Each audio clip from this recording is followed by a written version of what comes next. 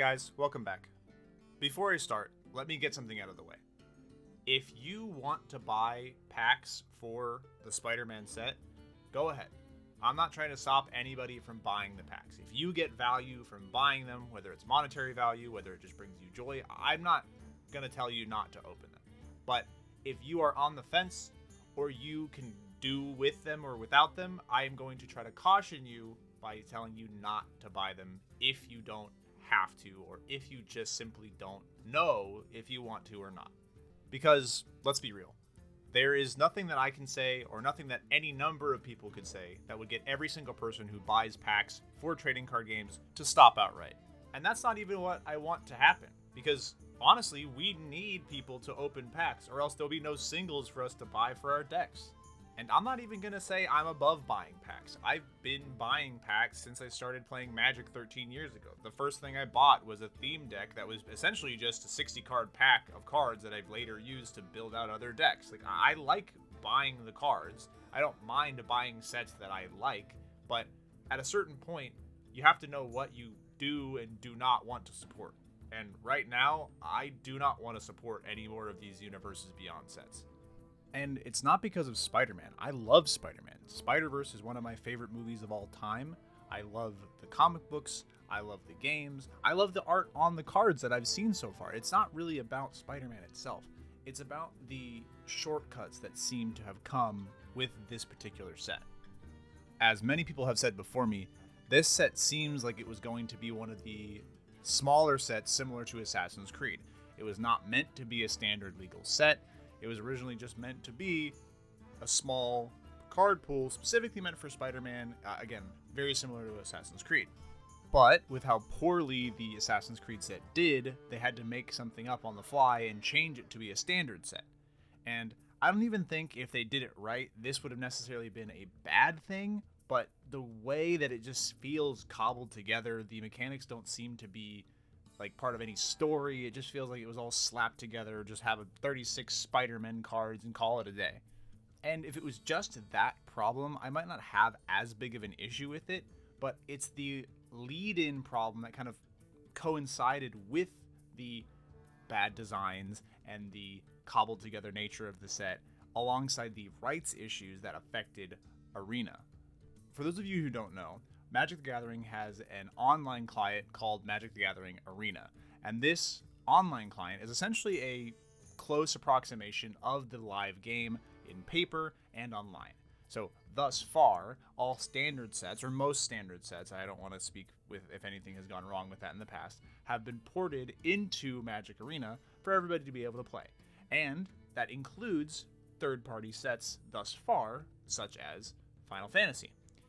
But it was announced that because of rights issues with the Spider-Man IP, they would not be able to port in a lot of those cards, or any of those cards for that matter, to Magic the Gathering Arena. So what ended up happening was that Wizards of the Coast had to make an entirely new set and copy-paste all the cards and all of the effects and everything, stat lines, the whole 9 yards of every single card from the Spider-Man set, with new art and new names. This presents a couple of problems.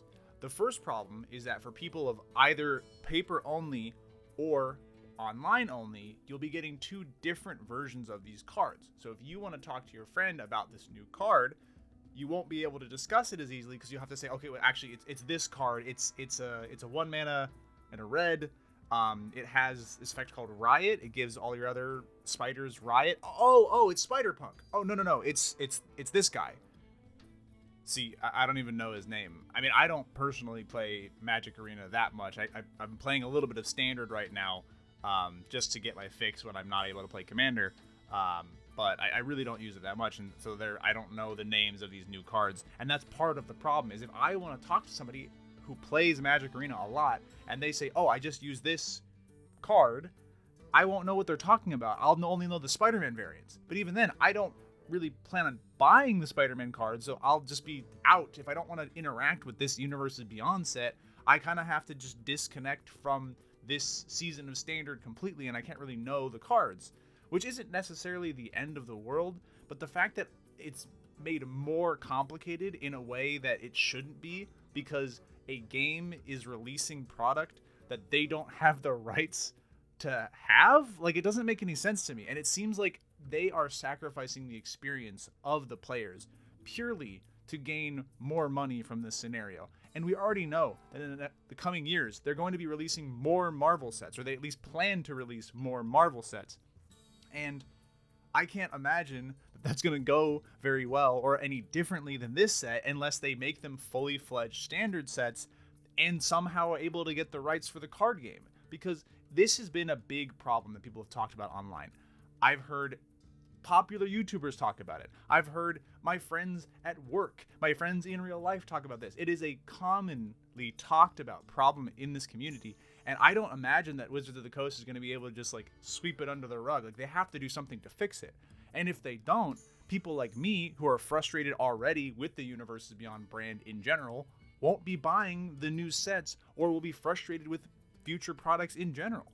Now, I do personally plan to go back and purchase more product when Lorwyn comes out, because I personally want to invest in the traditional Magic sets. I like the universe of Magic the Gathering. I don't want to be buying these third-party IPs if I don't have to. I want to play Magic the Gathering. That was a long rant, but let me reiterate. I like Magic the Gathering. I still like Magic the Gathering. I'm building decks every day.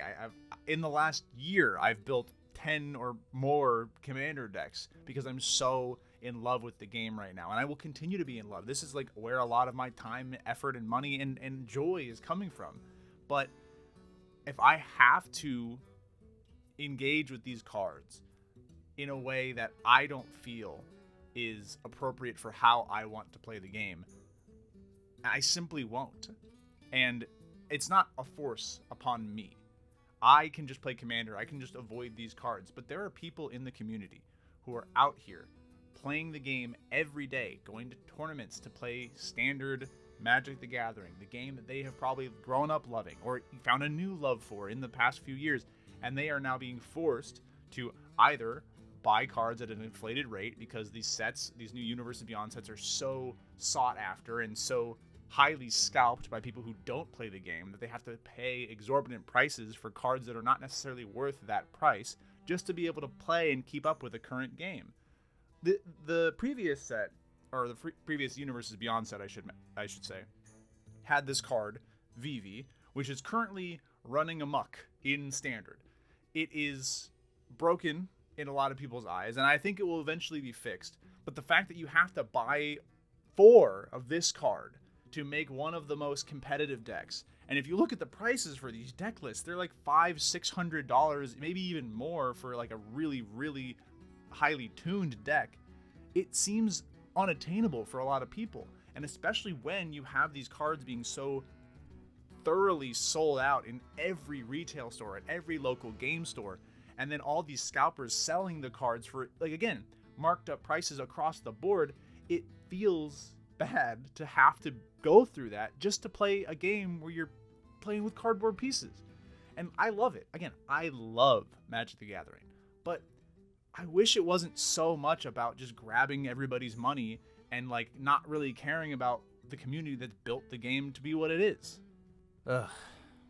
It's just kind of exhausting because on one hand, I like that Magic is so popular now that they can afford to, get these licensing agreements and have these amazing, well-known properties be part of their game. There's a part of me that likes that aspect of it, that it feels cool that a game that I grew up playing now has a following that allows it to have these third-party crossovers. But it doesn't feel like the same game anymore. Like, it feels like there is a piece that they have added that doesn't fit with the puzzle. You know what I mean? And I feel like eventually they have to either notice that that piece doesn't fit and try to take it out, or they're going to have to reorganize the whole puzzle and make that piece fit. And if we're currently in a position where half of all sets that are released are going to be Universes Beyond sets, and something that I don't think I hear a lot of people mentioning is that this isn't just 50% of the standard sets. This is 50% of all sets. In 2025, thus far, we have 4 sets that have been released, and then after this video, you'll have a 5th one that'll be released. Editor's note here, I completely forgot about Tarkir Dragonstorm, so that's not included as part of my math in this little rant here. I still think that my feelings in this rant are true, and I'm not going to remove the entirety of it, but I do need to clarify that I didn't account for Tarkir Dragonstorm, so that actually is 3 and 3. Anyway, back to the video. We had Innistrad Remastered, which is not a standard legal set. It is a remastered set. You have Aether Drift, you have Final Fantasy, and you have Edge of Eternities. So, yes, 3 of the 4 that have been released so far are within universe, but only 3 of them, all 3 of the 4 are standard legal, and only 2 of those are in-universe Magic sets. And then by the end of the year, you're going to have 2 more Universes Beyond standard legal sets, so you're going to have 5 standard legal sets that get released in 2025, and more than half of them are going to be Universes Beyond. So if you want to play standard, more than half of the cards that are released this year are going to be cards that do not fit into the world of Magic, and that makes me sad. Okay, I've said my piece. At the end of the day, I still love this game. I will still continue to love this game, and whether or not you decide to buy Spider-Man or Avatar: The Last Airbender this year, I will still love to play the game with people like you in my local game store, at my home with my friends. People who play this game are truly special, and the fact that this game has been going on for over 30 years and we are still having, vibrant discussions about its place in the world, honestly is a testament to how popular it is. And I don't think that that will go away just because of some cards that I don't like. So I will still continue to play the game. I will still continue to support the game in ways that feel good to me, and I hope that you continue to support the game in ways that feel good to you. So let me know what you feel about this kind of whole discussion. Are you going to be buying the Spider-Man set? Are you going to skip it altogether? I'd love to hear your thoughts. But that's it for me. Thank you for listening to this long-winded rant, and I'll see you next time. Bye!